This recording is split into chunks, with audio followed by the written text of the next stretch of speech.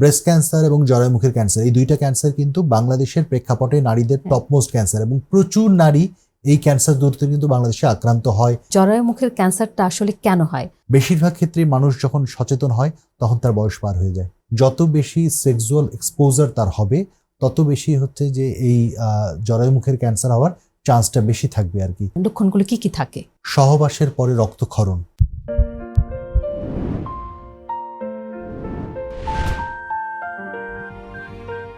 জরায়ুমুখের cancer একটি নীরব ঘাতক, যা প্রাথমিক পর্যায়ে ধরা পড়লে সম্পূর্ণ নিরাময়যোগ্য। অথচ সচেতনতার অভাবে আমাদের দেশে এখনও বহু নারী দেরিতে চিকিৎসকের শরণাপন্ন হন। হ্যালো ডক্টরের আজকের এই বিশেষ আয়োজনে আমরা জানব এই ক্যান্সার কেন হয়, কারা ঝুঁকিতে, আধুনিক চিকিৎসা কতটা কার্যকর এবং সবচেয়ে গুরুত্বপূর্ণ কিভাবে তা প্রতিরোধ করা যায়। এ বিষয়ে আলোচনা করতে আমাদের সাথে স্টুডিওতে আছেন ক্যান্সার বিশেষজ্ঞ doctor Arman Reza Chowdhury. Doctor Arman Reza Chowdhury, Bangla news 24 এর হ্যালো ডক্টর অনুষ্ঠান থেকে আপনাকে স্বাগত জানাচ্ছি। কেমন আছেন? জি আলহামদুলিল্লাহ ভালো আছি, আপনাকেও ধন্যবাদ জানাচ্ছি এবং বাংলা নিউজ 24কেও ধন্যবাদ জানাচ্ছি আমাকে আমন্ত্রণ জানানোর জন্য। ডাক্তার আরমান রেজা, প্রথমে একটু জানতে চাই জরায়ুমুখের ক্যান্সারটা আসলে কেন হয়, বা এটা জ্বরের কোন অংশে ক্যান্সারটা হয়, আর এই ক্যান্সারের হওয়ার প্রধান কারণটা আসলে কি? আচ্ছা, জরায়ু মুখ বোঝাই যাচ্ছে যে কোনো একটা অর্গানের একটা মুখের কথা বলা হচ্ছে। সাধারণত আমরা যেটা ইংরেজিতে বলি ইউটেরাস, সেটারই বাংলা অর্থ হচ্ছে জরায়ু। সেই জরায়ুর যে মুখটা থাকে, সেই জরায়ুর মুখে যে ক্যান্সারটা হয় সেটাকে বলা হয় জরায়ু মুখের ক্যান্সার। আর এটা কেন হয় এটা আসলে ডিপেন্ড করছে হচ্ছে অনেকগুলো রিস্ক ফ্যাক্টরের উপরে। সবার যে একই কারণে হয় এরকম নয় বিষয়টা, তবে এটার জন্য মূলত একটা ভাইরাসকে দায়ী করা হয়, যেটার নাম হচ্ছে হিউম্যান প্যাপিলোমা ভাইরাস। এই ভাইরাসের কতগুলো টাইপস, কতগুলো স্ট্রেইন থাকে, তার মধ্যে ধারণা করা হয় বা গবেষণা করে দেখা গেছে যে এর মধ্যে 16 এবং 18 ধরনের যে টাইপটা আছে, সেই টাইপটাই হচ্ছে জরায়ুমুখের ক্যান্সার বেশি করে থাকে আর কি। আর এর বাইরে আমরা কিছু বলতে পারি যে রিস্ক ফ্যাক্টর, যেই ফ্যাক্টরগুলো থাকলে পরে বলা যায় যে তা জরায়ুমুখের ক্যান্সার হওয়ার সম্ভাবনা, গবেষণায় দেখা গেছে যে এই ধরনের ফ্যাক্টরগুলো থাকলে জরায়ুমুখের ক্যান্সার বেশি হওয়ার সম্ভাবনা থাকে। তার মধ্যে আমরা বলতে পারি যে যাদের মাল্টিপল সেক্সুয়াল পার্টনার থাকে, অর্থাৎ যাদের মাল্টিপল সেক্সুয়াল এক্সপোজার থাকার সুযোগ থাকে, তাদের মধ্যে এই ভাইরাসের প্রকোপটা বেশি থাকে।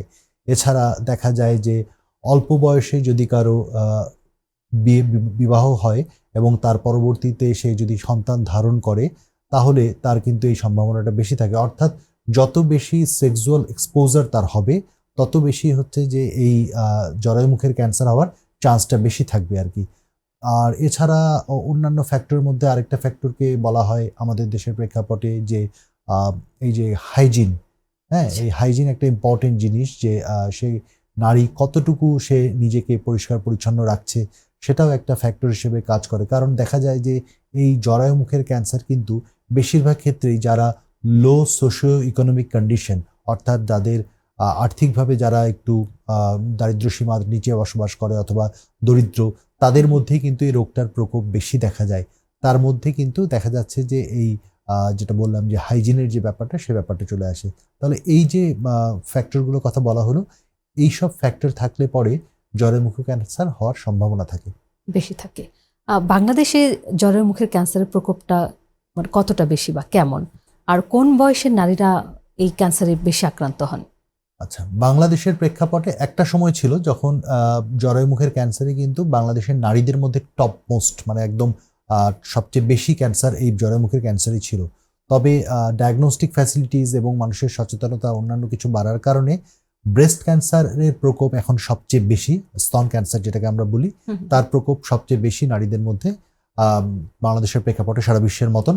এবং এখন জরায়ুমুখের ক্যান্সারের প্রকোপটা দ্বিতীয় অবস্থানে রয়েছে। ব্রেস্ট ক্যান্সারের পরে এর অবস্থান জরায়ুমুখের ক্যান্সার অবস্থান। কোন বয়সের নারীরা বেশি আক্রান্ত হচ্ছে? সাধারণত গবেষণায় দেখা যায় যে অ্যাভাব 50 বছর বয়সের ঊর্ধ্বে জরায়ুমুখের ক্যান্সার সাধারণত হয়ে থাকে।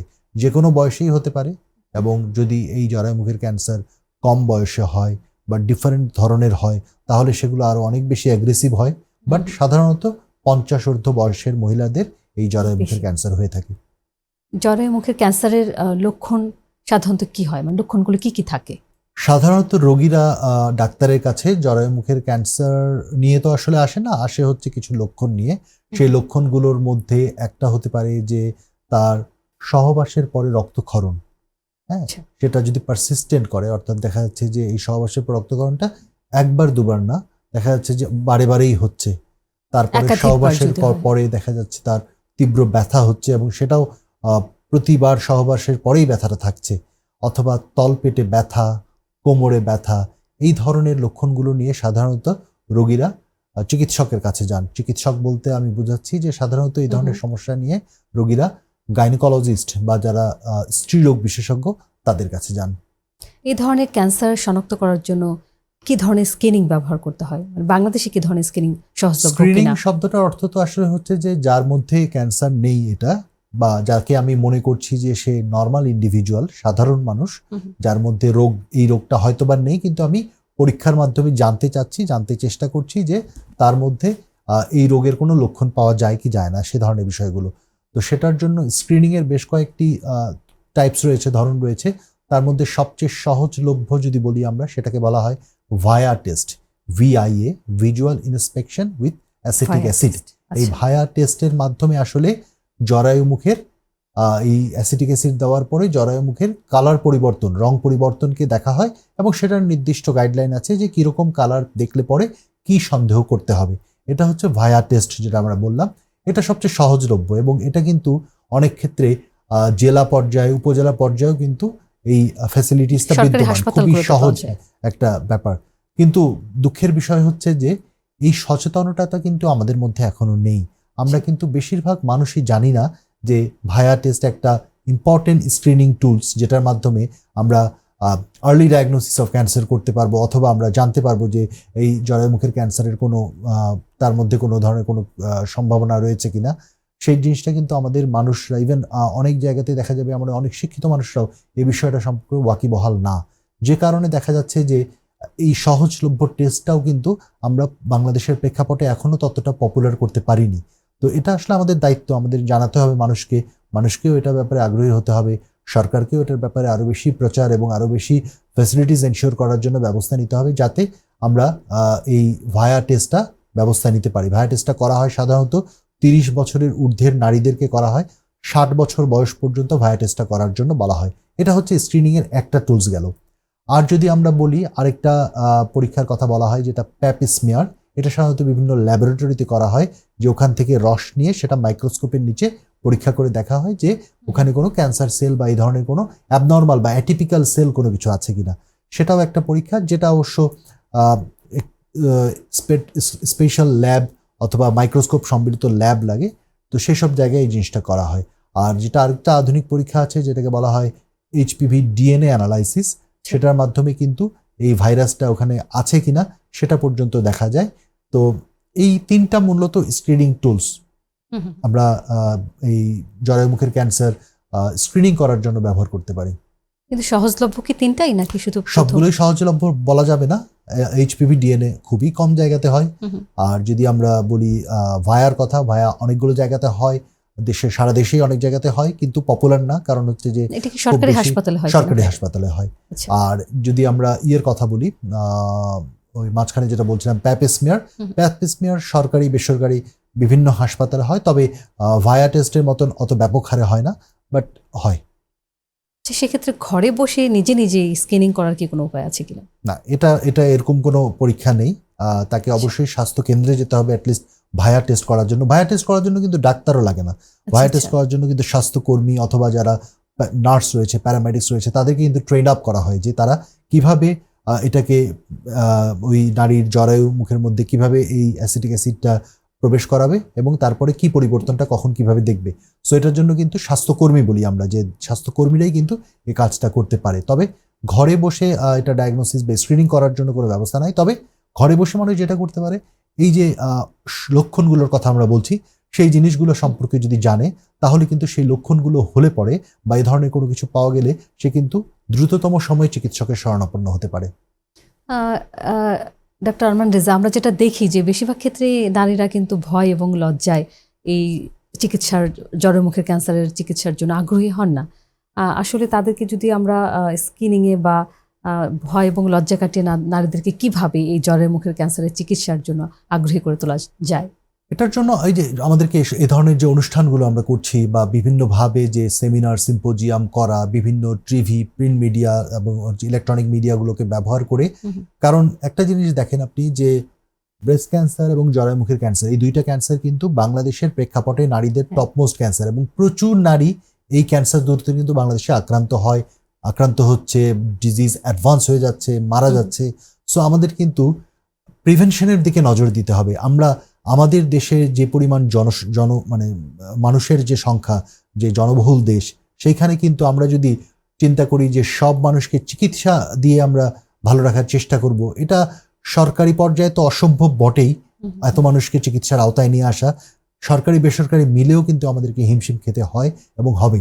তো সেক্ষেত্রে আমাদেরকে কিন্তু প্রিভেনশনের দিকে নজর দিতে হবে। উন্নত বিশ্বে যে ব্যবস্থাটা আছে, যে উন্নত বিশ্বে যেমন ইউকে বলেন, আমেরিকা বলেন, সব জায়গাতে কিন্তু তারা প্রিভেনশনের দিকে এখন বেশি নজর দিচ্ছে, যাতে আমরা প্রিভেনশন করতে পারি। এবং প্রিভেনশনের একটা প্রধান টুলস হচ্ছে যে আমরা যদি ভায়া টেস্ট বা এই ধরনের স্ক্রিনিং টুলসগুলোকে ব্যবহার করি, সচেতনতাটা বাড়াই, আর্লি ডায়াগনোসিস। সবসময় কিন্তু যে লক্ষণগুলোর কথা বললাম, এই যে সহবাসে রক্তক্ষরণ, ব্যথা বা তলপেটে ব্যথা, এই লক্ষণগুলো থাকলেই যে জরায়ুমুখের ক্যান্সার, বিষয়টি কিন্তু এমন নয়। কিন্তু দেখা যাবে যে ডাক্তারের কাছে যদি তারা এটার জন্য এই লক্ষণগুলো পাওয়া গেলে যদি পরীক্ষা করতে যায়, দেখা করতে যায়, তাহলে 100 জনের মধ্যে হয়তো 5 জন, 7 জন, 10 জনের এই রোগটা ডায়াগনোসিস হবে, বাকি 90 জন কিন্তু ভালো থাকবে। কিন্তু যে 10 জনের জন্য হলো, তাদের জন্য তো শতভাগ 100%। তো সেই ক্ষেত্রে কিন্তু আমরা প্রিভেনশন অথবা আর্লি ডায়াগনোসিস, যে কোনো রোগ, ক্যান্সার থেকে শুরু করে যে কোনো রোগ, আমরা যদি আর্লি ডায়াগনোসিস করতে পারি, প্রাথমিক অবস্থায় ধরতে পারি, তাহলে কিন্তু চিকিৎসাটাও কম লাগে এবং চিকিৎসা সংক্রান্ত ফলাফলটাও কিন্তু ভালো পাওয়া যায়, যেটাকে আমরা প্রগনোসিস বলি, সেটাও কিন্তু ভালো পাওয়া যায়। তো সেই ক্ষেত্রে কিন্তু এই সচেতনতাটা বাড়ানোটা খুব জরুরি। সেক্ষেত্রে তাহলে কোন পর্যায়ে ক্যান্সারটা শনাক্ত হলে চিকিৎসাটা কার্যকর হয়, বা কোন পর্যায়ে গেলে এটা সার্জারির যে কোনো ক্যান্সারের ক্ষেত্রে, বেসিক্যালি যে কোনো ক্যান্সারের ক্ষেত্রে সাধারণত আমরা জানি যে 4টা স্টেজ থাকে, স্টেজ 1, স্টেজ 2, স্টেজ 3, স্টেজ 4। জরায়ুমুখের ক্যান্সারের ক্ষেত্রেও সিমিলার, বাট এর মধ্যে আরো কিছু ভাগ রয়েছে, যেমন স্টেজ 1 এর মধ্যে 1A, 1B, C, এরকম 2 এর মধ্যে 2A, 2B, এরকম কিছু ভাগ রয়েছে। এবং সেই ভাগগুলোর উপরে ভিত্তি করে এবং যে কোনো ক্যান্সারের ক্ষেত্রে আমাদের প্রথমত যেটা করতে হয়, যে যদি চিকিৎসক মনে করেন যে হ্যাঁ ওখানে একটা টিউমার গ্রোথ কিছু একটা আছে জরায়ুমুখে, তাহলে সেই গাইনোকোলজিস্ট ওখান থেকে একটা বায়োপসি নেন, যেটাকে আমরা বলি যে মাংস পরীক্ষা করা হয়। অর্থাৎ ওখান থেকে মাংস পরীক্ষা করে স্লাইড বানিয়ে মাইক্রোস্কোপের নিচে দেখা হয় যে এখানে আদৌ ক্যান্সার আছে অথবা নাই। এটা যখন আমরা ডায়াগনোসিস করতে পারি যে হ্যাঁ ক্যান্সার আছে, তখন কিন্তু আমাদেরকে চিকিৎসায় যাওয়ার আগে আমাদেরকে কিন্তু স্টেজ বা পর্যায় নির্ধারণ করতে হয়। কিছু পরীক্ষা নিরীক্ষা আছে যেগুলোর মাধ্যমে, তার মধ্যে একটা গুরুত্বপূর্ণ পরীক্ষা হচ্ছে যে গাইনোকোলজিস্ট যেটা করে দেন, ক্লিনিক্যাল এক্সামিনেশন। অর্থাৎ উনি তার হাত, আঙুল এগুলো ব্যবহার করে সেই নারীকে যে পরীক্ষা করেন বিভিন্নভাবে, সেটার মাধ্যমে কিন্তু তিনি একটা প্রাথমিক স্টেজিং করে ফেলেন, যেটাকে বলা হয় ফিগো স্টেজিং। হ্যাঁ, ফিগো স্টেজিং, এই ফিগো স্টেজিং এর উপরেই ভিত্তি করেই কিন্তু চিকিৎসার গাইডলাইনগুলো চলে এসছে, ঠিক আছে। এবং দীর্ঘ সময় ধরে কিন্তু অন্য ইনভেস্টিগেশনের আগে এই ফিগো স্টেজিং এর উপরেই কিন্তু চিকিৎসাগুলো চলে আসছিল। তো সেই ফিগো স্টেজিং করে দেন হচ্ছে গাইনোকোলজিস্ট। এরপরে তাই সেই স্টেজকে সাপ্লিমেন্ট করার জন্য অ্যাডিশনাল কিছু পরীক্ষা, যেটা আমরা এখন জানি যে সিটি স্ক্যান, এমআরআই, এসব পরীক্ষার মাধ্যমে আরও কিছু পরীক্ষা নিরীক্ষা আছে কিছু, সেগুলোর মাধ্যমে দেখা হয় যে এটা আসলে কোন পর্যায়ে রয়েছে। এবং পর্যায় নির্ধারণের পরেই হচ্ছে সেই পর্যায় অনুযায়ী চিকিৎসার ব্যবস্থাগুলো। যেমন আপনি জিজ্ঞেস করছিলেন যে কোন পর্যায়ে আসলে আমরা সার্জারি করতে পারবো, অপারেশন করে ফেলে দিতে পারবো। সাধারণত আর্লি স্টেজ বলা হয় জরায়ুমুখের ক্যান্সারে, যে যদি এটা স্টেজ 2A এর এই পর্যন্ত যদি থাকে, সেই ক্ষেত্রে অপারেশনের সুযোগ থাকে। ইভেন 2 এর আগেও দু একটা জায়গা আছে, এত ডিটেইলে আসলে এই অনুষ্ঠানে বলার বিষয় নয়, বাট 2A এর আগেও কিন্তু কিছু কিছু পর্যায়ে আছে যেখানে টিউমারের সাইজ বড় থাকলে বা ক্যান্সারের সাইজ বড় থাকলে অপারেশন করা হয় না। বাট কমনলি বলা যেতে পারে যে স্টেজ 2A পর্যন্ত আমাদেরকে জরায়ুমুখের ক্যান্সারে সার্জারি অর্থাৎ অপারেশন করে চিকিৎসা করার সুযোগ থাকে। 2 এর উপরে যখন চলে যায়, অর্থাৎ 2B বা তার উপরে যখন যায়, তখন আর অপারেশন করার সুযোগ থাকে না। তখন অন্য যে চিকিৎসার টুলসগুলো বা উপায়গুলো রয়েছে, যেমন রেডিওথেরাপি, কিমোথেরাপি, এইসব আসলে চিকিৎসা ক্ষেত্রে বা চিকিৎসার অপশন হিসেবে চলে আসে। এইসব চিকিৎসার কি কোনো পার্শ্ব প্রতিক্রিয়া আছে কিনা, থাকলে সেগুলো কি কি? সব ধরনের চিকিৎসারই পার্শ্ব প্রতিক্রিয়া রয়েছে। যেমন সার্জারি ক্ষেত্রে সার্জারির জন্য অবশ্যই এই পেশেন্টকে সার্জারির জন্য ফিজিক্যালি ফিট হতে হবে, দ্যাট ইজ ভেরি ইম্পর্টেন্ট। এবং সেটা যেই গাইনোকোলজিস্ট অথবা গাইনি অনকোলজিস্ট যারা সাধারণত জরায়ু মুখের ক্যান্সারের সার্জারি করে থাকেন, কারণ সবাই কিন্তু জরায়ু মানে যে কোনো ক্যান্সার সার্জারি করার জন্য ট্রেন্ড আপ না। তো সেক্ষেত্রে সেই নলেজটুকুও সার্জনের থাকতে হয় যে আসলে এই ধরনের সার্জারিটা কিভাবে করতে হবে। তো সেটার জন্য একটা ইস্যু। আর সেকেন্ডলি হচ্ছে যে পেশেন্টের ফিটনেস একটা ইস্যু, পেশেন্ট আসলে সার্জারির জন্য ফিট আছে কিনা সেটার জন্য বেশ কিছু প্যারামিটার দেখে তাকে ফিট করা হয়। আর সার্জারির পার্শ্ব প্রতিক্রিয়া তো রক্তক্ষরণ, আমরা সবাই জানি যে কোনো সার্জারি ক্ষেত্রে রক্তক্ষরণ থেকে শুরু করে অ্যানেস্থেশিয়া জনিত পার্শ্ব প্রতিক্রিয়া সেগুলোর ঝুঁকি কম বেশি থাকে। যে পেশেন্ট যত বেশি ফিট থাকে সেই পেশেন্টের তত পার্শ্ব প্রতিক্রিয়া হওয়ার চান্স কম থাকে। আর যদি আমরা পরবর্তী যে চিকিৎসাগুলো, এখন কিন্তু জরায়ু মুখের এই যে 2A পর্যন্ত বললাম স্টেজের পরে 2B বা তার অ্যাভব এই চিকিৎসাগুলোই এই রোগীগুলোই কিন্তু আমরা আমাদের প্র্যাকটিসে বেশি পাই। কারণ ওই যে সচেতনতা, দেখা যায় যে অনেকদিন ধরেই সেই রোগগুলো বা লক্ষণটাকে সে শরীরে পুষে রাখছিল, যখন তার এই পাওয়া গেল অসুখটা, তখন দেখা গেছে অলরেডি সেটা stage 2B, stage 3A, 3B এরকম ইভেন স্টেজ 4A পর্যন্ত হয়ে যেতে পারে। তখন কিন্তু আমাদেরকে অন্য চিকিৎসাগুলোই বেশি করতে হয় এবং সেটাই কিন্তু বাংলাদেশের প্রেক্ষাপটে এখনো বেশি। তো সেই ক্ষেত্রে রেডিওথেরাপির যে চিকিৎসার কথা আছে, সেই রেডিওথেরাপি, কিমোথেরাপি, ইদানিংকালে বিভিন্ন ইমিউনোথেরাপিও চিকিৎসার মধ্যে চলে এসেছে। সেই চিকিৎসাগুলো দিয়ে আমাদেরকে চিকিৎসা করতে হয়। রেডিওথেরাপি চিকিৎসা যদি আমরা করি, রেডিওথেরাপি সাধারণত কি মেশিনের মাধ্যমে এই চিকিৎসা করা হয়। মোস্ট কমন সার্ভাইকাল ক্যান্সার, জরায়ু মুখের ক্যান্সারের ক্ষেত্রে মোস্ট কমন একটা ট্রিটমেন্ট অপশন হচ্ছে এই রেডিওথেরাপির মাধ্যমে চিকিৎসা করা। সাধারণত দেখা যায় যে দীর্ঘ সময়, বলা যায় যে 5-5.5 সপ্তাহ ধরে রেডিওথেরাপির চিকিৎসা দেওয়া হয়। আর এই রেডিওথেরাপি আবার 2 রকম আছে, একটা হচ্ছে যে এক্সটার্নাল বিম রেডিওথেরাপি যেটা মেশিনের মাধ্যমে বাহির থেকে দেওয়া হচ্ছে, আরেকটা হচ্ছে ইন্টারনাল, যেটা আরেকটা নাম হচ্ছে ব্র্যাকিথেরাপি। তো এই দুইটার কম্বিনেশন মিলেই কিন্তু জরায়ু মুখের ক্যান্সারে রেডিওথেরাপি দেওয়া হয়। সো রেডিওথেরাপির পার্শ্ব প্রতিক্রিয়া রয়েছে, যেমন রেডিওথেরাপির কারণে দেখা যায় যে অনেক রোগীর স্কিনে যে পরিবর্তন হয়। জরায়ু মুখের ক্যান্সারে আধুনিক যুগে আমরা যে চিকিৎসাগুলো করি তাতে আধুনিক মেশিনের কারণে স্কিনে চামড়ায় খুব বেশি পরিবর্তন হয় না। একটা সময় ছিল যে চামড়া পুড়ে যেত, কালো হয়ে যেত, সে জাতীয় জিনিসগুলো এখন ওভাবে হয় না। বাট যেটা হতে পারে সেটা হচ্ছে যে ঠিক জরায়ুর সামনেই কিন্তু প্রস্রাবের থলি থাকে, পিছনেই মলাশয় থাকে। তো সেগুলোর রেডিয়েশন পায়, কিছু ডোজ পায়, সে কারণে হয়তো প্রস্রাব ঘন ঘন হওয়া, বারে বারে প্রস্রাব হওয়া, প্রস্রাবে জ্বালা যন্ত্রণা হওয়া, বা মলদ্বারে কিছু ব্যথা হওয়া, বা ঘন ঘন একটু পেশেন্টরা আমাদের কাছে বলে, রোগীরা বলে যে একটু ফেনা ফেনা পায়খানা হচ্ছে, এরকম কিছু পার্শ্ব প্রতিক্রিয়া হতে পারে। সেগুলো মোস্টলি বেশিরভাগ ক্ষেত্রেই কিন্তু সাময়িক পার্শ্ব প্রতিক্রিয়া। রেডিওথেরাপি শেষ হয়ে যাওয়ার পরে কিন্তু আস্তে আস্তে আবার এই পার্শ্ব প্রতিক্রিয়াগুলো কমে যায়। আর পাশাপাশি রেডিওথেরাপির সাথে কেমোথেরাপি আমাদেরকে প্রতি সপ্তাহে রেডিওথেরাপির সাথে অ্যাড করতে হয় এই সার্ভাইকাল ক্যান্সার বা জরায়ু মুখের ক্যান্সারের ক্ষেত্রে। তার জন্য খাওয়ার অরুচি, বমির ভাব সহ অন্যান্য আরও কিছু পার্শ্ব প্রতিক্রিয়া হতে পারে।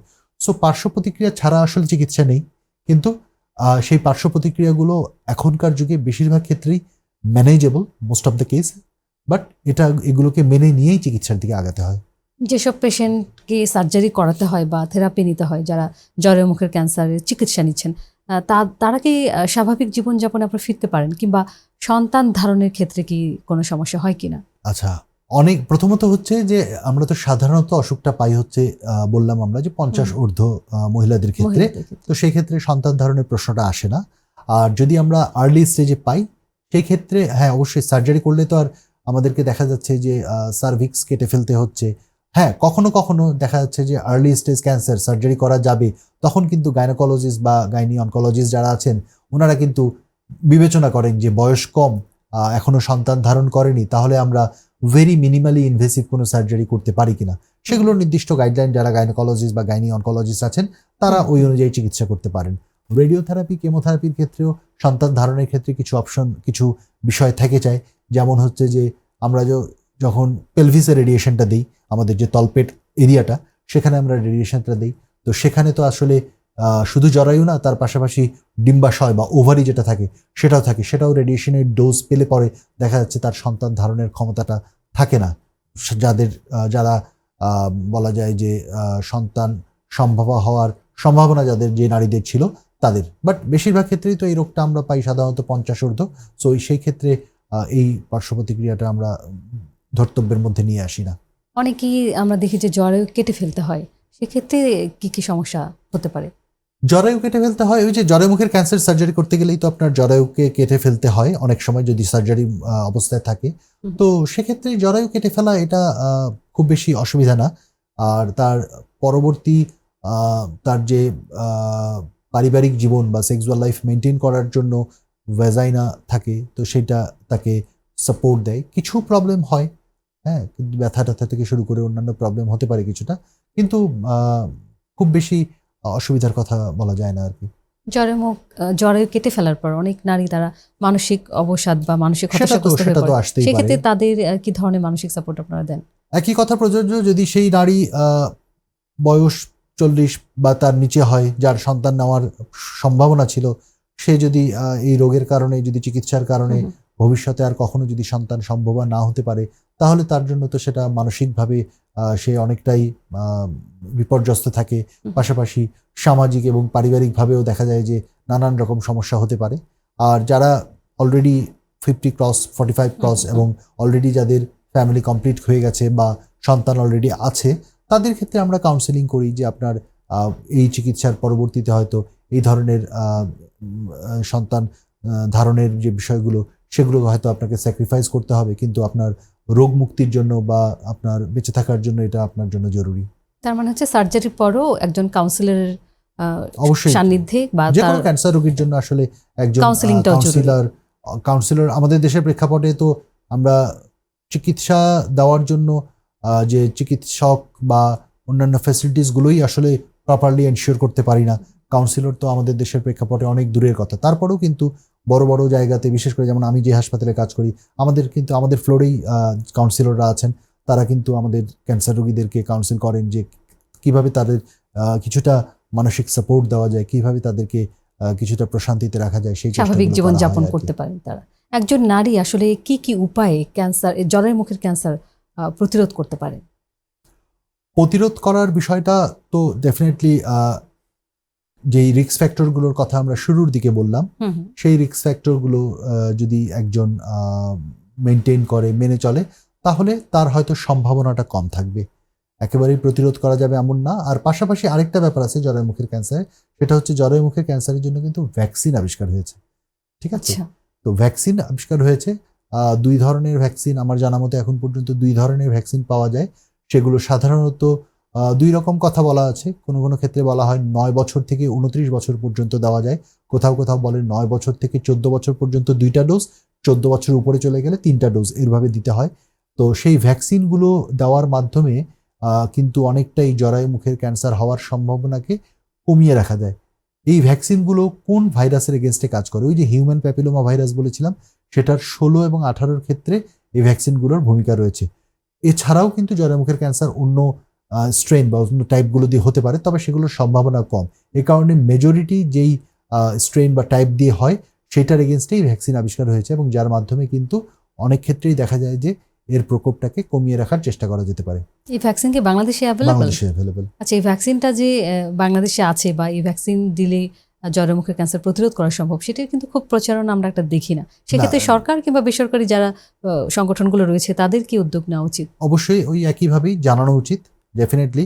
কারণ বয়সটা কিন্তু অনেক বেশি না, ৯ বছর থেকে শুরু করে ১৪ বছর বা ২৯ বছর যদি আমরা চিন্তা করি, ৯ বছর থেকে ২৯ বছর, বেশিরভাগ ক্ষেত্রে মানুষ যখন সচেতন হয় তখন তার বয়স পার হয়ে যায়। ঠিক আছে? দেখা ঠিক। যাচ্ছে যে ৩০ পার করে সে যখন একটু ভাবছে, বুঝছে, তখন হচ্ছে তার ৩০ অলরেডি ক্রস করে গেছে, ভ্যাকসিন নেওয়ার বয়সটা তার নাই। তো সেক্ষেত্রে ভ্যাকসিন দিলে একেবারেই কাজ হবে না এমন না, ৪৫ বছর পর্যন্ত দেওয়া যায়, কিন্তু সেটার ইফেক্টিভনেস কমে আসে। কমে এই আসে। কারণে এই সময়টাতে দেখা যায় যে তার ইফেক্টিভনেসটা বেশি থাকে। তো এটাও অবশ্যই প্রচার করা উচিত। শুরুটা যে কবে থেকে করবে সেটা নিশ্চয়ই সবার জানা দরকার। হ্যাঁ, ৯ বছর বয়স থেকে শুরু করা উচিত। এই প্রচারণাটা দরকার রয়েছে। জরায়ু মুখের ক্যান্সার প্রতিরোধে পুরুষের কি কোনো ভূমিকা রয়েছে কিনা, থাকলে সেটি কি?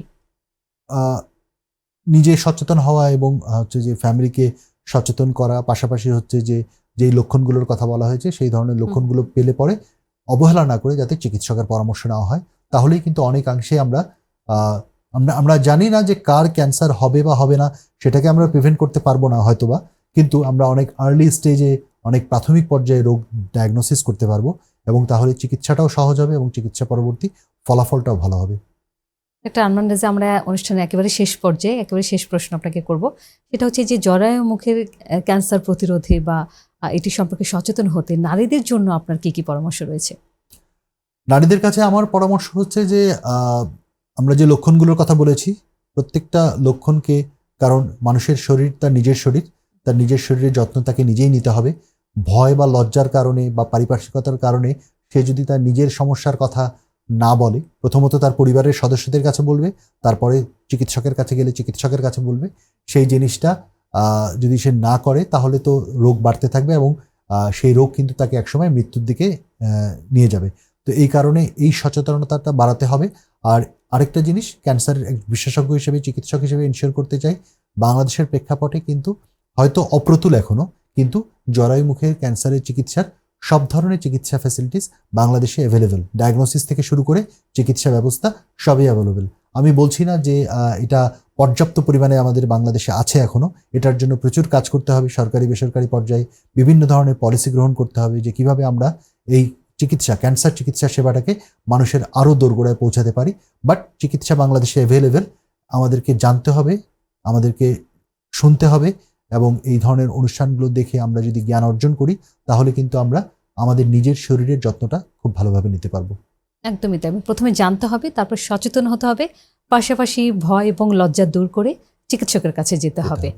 ডক্টর আরমান রেজা, নিশ্চয়ই আপনার এই পরামর্শগুলো আমাদের যারা দর্শক রয়েছেন তাদের অনেক উপকার আসবে। আপনি আপনার এত ব্যস্ত সময় পার করে আপনি আমাদের স্টুডিওতে এসে সময় দিয়েছেন, এই জন্য আপনাকে অসংখ্য ধন্যবাদ জানাচ্ছি। আপনাকেও ধন্যবাদ, সবাইকে ধন্যবাদ জানাচ্ছি। সুপ্রিয় দর্শক, আজকের আলোচনা থেকে আমরা একটি বিষয় খুব পরিষ্কারভাবে বুঝতে পারলাম। জরায়ু মুখের ক্যান্সার ভয়ের নয়, বরং সচেতনতার বিষয়। সময় মতো পরীক্ষা, প্রয়োজনীয় টিকা এবং চিকিৎসকের পরামর্শই পারে হাজারো মায়ের জীবন রক্ষা করতে। আজ এই পর্যন্তই।